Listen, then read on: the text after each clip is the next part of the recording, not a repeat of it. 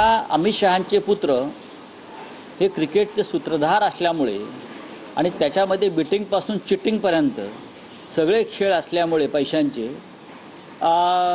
Cricket आणि रक्त हे मैदानावर तुम्हाला एकत्र दिसेल. हे ढोंग आहे. हे जर इतर कोणी केलं असतं तर भारतीय जनता पक्षाने आणि मोदींनी बरं का थैथाट केला असता, अंगावरचे कपडे काढून नागडे नाचले असते या रस्त्यावरती. आज एका तरी भारतीय जनता पक्षवाल्यांच्या गळ्यातून निषेधाचा सूर आला असेल तर मला सांगा.